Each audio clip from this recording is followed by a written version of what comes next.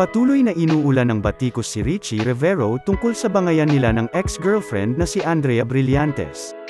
Ngit-ngit ng netizens kay Richie, tila kinukonsinti raw ng kanyang mga magulang ang bangayan nila ni Andrea.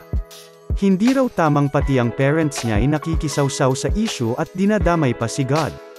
Una na itong inalmahan ni Richie, base sa kanyang Facebook post noong October 29, 2023. Sa comments section, lumantad ang ama ni Richie, na si Paulo Rivero, para sagutin ang bashers.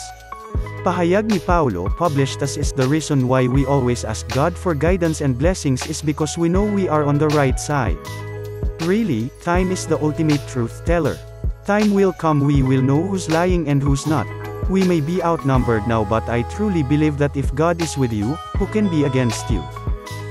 Bilang ama, hindi raw makapapayag si Paulo na hayaang kumalat ang pandidiin kay Richie sa mga bagay-bagay na hindi nito ginawa. Hindi tuwirang binanggit ni Paulo ang pangalan ni Andrea, pero tila ang aktres ang pinatamaan nito sa mga sumunod niyang salita. Diin ni Paulo, "You guys can say anything you want, bad-mouth our family, but in the end our family can still go to bed and have a good sleep because we know kung sino ang sinungaling at sino ang gumagawa ng kwento at papaniwalain ang mga taga-suporta and asking others to spread false information just to gain sympathy. She might not be talking in public but definitely she's asking her friends to post and spread false rumors. Alam mo yan iya. Sabi mo nga ang importante bib yung feeling ko sa'yo hayaan mo na mga sinasabi ng friends ko basta tayong dalawa okay, ha? Talaga, ganun lang yun, I can only wish all the best iya and when the time comes at lumabas na ang totoo I just hope makabawi ka pa. We really feel sorry for you cause misguided ka ng mga nakapaligid sa'yo."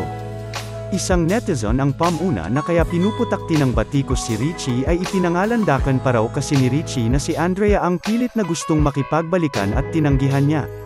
Hinarap na lang daw sana ni Richie ng maayos kung mayroon man itong maling nagawa sa ex-girlfriend.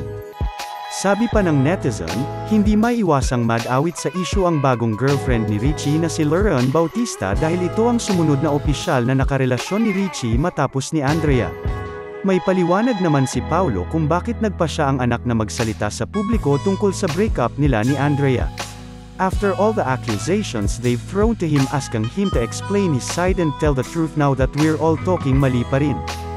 They all made up the stories to make him look very bad, laundry, gamit sa kondo, cheater, he is after her popularity, user, wishing him dead, wishing us all to go to hell, messaging us on our private number. Do you think after all this time we're just gonna take this sitting down? Anak namin yan, kayo nga hindi nyo sila kilala personally and you think you have the right to tell us what to do and not to do, okay lang kayo. Pati raw kapatid ni Richie ay nakararanas ng pambabatikos dahil sa issue. Yung stress na inabot ng family namin because of those lies and make-up stories hanggang sa bunsong anak namin nabubuli sa school dahil iniidolo ng karamihan yung isa and you think dapat manahimik kami and not tell what really happened. Wow! Gusto nyo magsabi ng totoo and when he starts talking and hindi nyo gusto yung mga sinabi niya mali pa rin siya? Dapat yung kwento nung isa yun ang tama at yun din dapat ang sabihin niya? Malamang diin pa ni Paulo, "You can say whatever you want but the truth remains that God knows what really happened and time will really be the ultimate truth teller."